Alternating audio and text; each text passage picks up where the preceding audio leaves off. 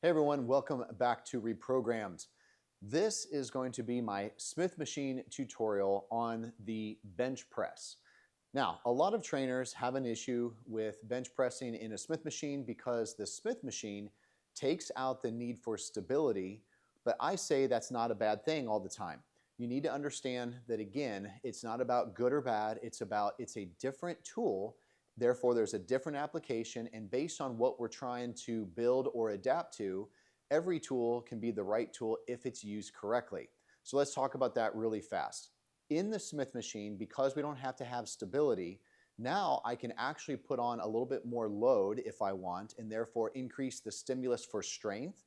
Or in my preferred preference is I like to use the Smith machine so I can really slow down the tempo. I can really do the pause on the stretch.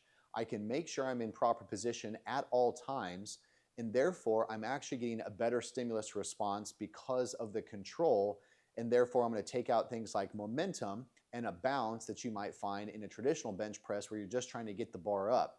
So again, there's going to be a difference between a sports performance application where I might be more ballistic, I might be working on speed, I might be working on some power, and just everything raw about that, where the stability element would be a good thing. Or if I'm working on hypertrophy and I'm working on just absolute strength, then a Smith machine actually works quite well.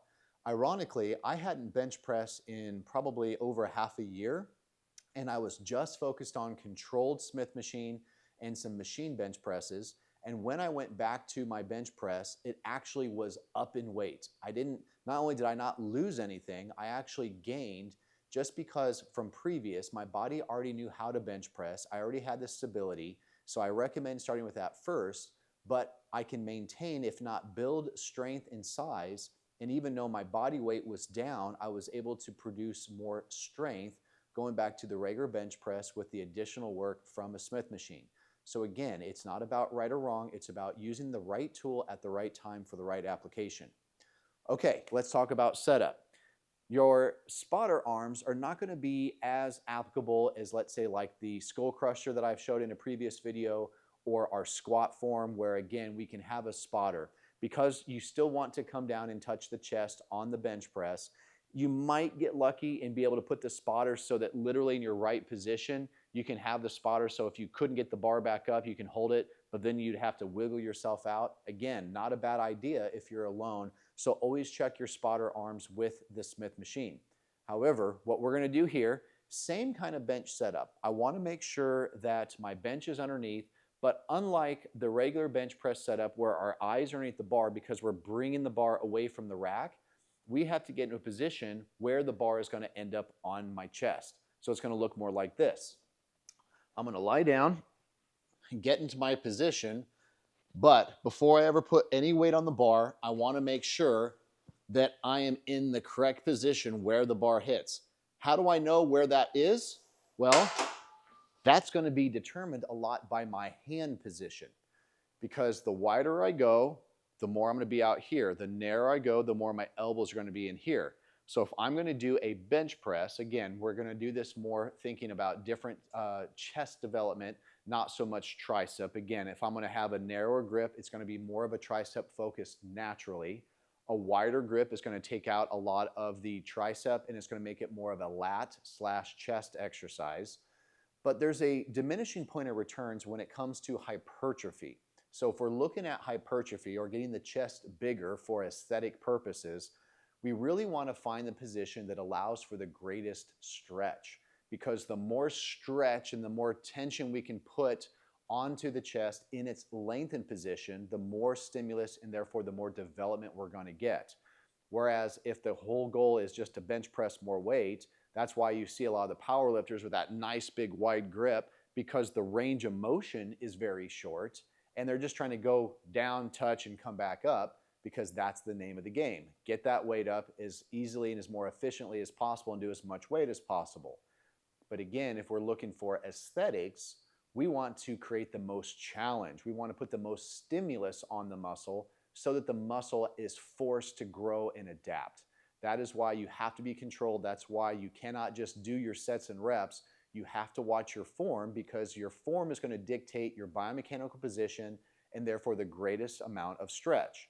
So when it comes to bench press, where your hand can still be in a vertical position so the wrist is stacked over the elbow is going to be important. If I bring my elbows in, I'm going to be lower and I'm going to stack this way.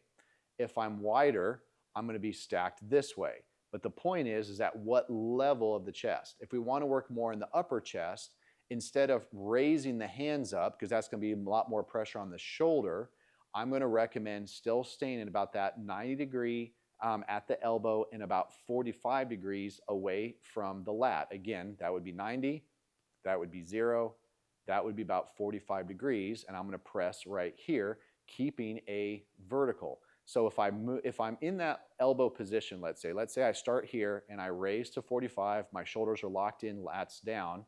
If I open my hands on the bar, you can see I'm pressing more this direction and I'm not stacked. If I find my position, but I bring my hands into a closer grip, I'm actually doing this. So you can see that's not efficient either. So I need that grip on the bar to be in a position so that when I lock in my shoulders and lats, my elbows are about 45 degrees away. That's where I'm going to get the greatest stretch in the medial part or the middle part of the chest. If I want to now go lower, I'm not going to change this. I'm going to change the angle by actually going on a decline. So I'm actually pressing up this way, which in reality is more like this, and therefore I have to scoop more from the chest. If I take my bench and now I elevate it, now I'm pushing up this way, and therefore I'm going to get more of the upper fibers. But what's not changing is my elbow position. So that's something that's very important to understand. So on a flat bench, I'm going to lie down. I'm going to find this position here where I lock in my shoulders, my elbows are here, and now notice if my hands are vertical, I'm going to slide so that they're punching straight into the bar. So now when I grab the bar, I can pull the bar to with my lats, and notice if I'm too high, see what happens to my elbows? They flare out. So I'm not staying tight here. So I need to scoot up just a little bit so that as I pull, my elbows are staying at a 45 from my sides, but my forearms are staying vertical at this bottom position. This is where I'm going to get the greatest amount of stretch. So my tempo, I'm going to go slow and controlled. I stretch. Now I don't relax. I'm not just resting here on the chest. I'm going to touch my chest in the greatest stretch, hold for a second. Then I'm going to go lats, chest, triceps, just like our normal bench press form in the same way. But I don't need as much leg drive. I just need my upper body in position, which might be another good reason why by doing a Smith machine bench press, my bench press actually increased, because in a regular bench press, if you watch my bench press tutorial, you've seen how there's leg drive that goes through the pelvis, into the spine, into the bench so that we can push the bar away from us. So you're actually getting more body involved. If I take the lower body out, now it's all coming from my upper body. So again, as that gets stronger, now when I add the legs back in, the collective amount of force is now increased. But this is a way of doing that safely. As long as I'm locked in and I drive correctly, and again, I'm not allowing the shoulders to go. You've seen my other tutorials. If you haven't, go back to watch my other tutorials on scapular control, watch my bench press tutorial. That's the foundation no matter what. And that, if you're a beginner, that's where you need to start. Don't start on the Smith machine if you don't have control of your scapula, your lats, and the barbell. Then come back to this so that you can actually increase. However, if you're one of my executives or my athletes that has to travel, this might be your best bet because it might be the only thing that you have at your disposal. So now if I increase the bench to an incline, I got to raise the bar up. Now I recommend that if you're going to do an incline, okay, we're going to be kind of on this 20 degree. That's kind of where your biggest bang for the buck, about 15 to 20 degrees. If it's up too high, now we get a little bit too more in the shoulders. But notice just by doing this, now my eyes are underneath the bar. So if I were to bring the bar down, I'd be hitting myself in the forehead. So unlike a regular bench press at the gym where I can adjust myself, now I got to actually slide the bench back. The higher I come, the more the bench has to come back, Why? Because I need to find this position. See, I'm not there yet. This bar coming down, I'm almost onto my neck, and look at my elbows, they're flared out. So that would not be good. I gotta come back even more. So now it's gonna feel like the bar is too far out in front. But in this position, now I can keep my lats tight. Now watch, if my lats don't stay tight, now I am kind of pressing at this angle. But the moment I lock in my lats, now I can drive up correctly and I can keep that vertical position. If I went a little too far back, now you can see I'm hitting too low on my chest. I still need to stay on the upper part of my chest in an incline bench press.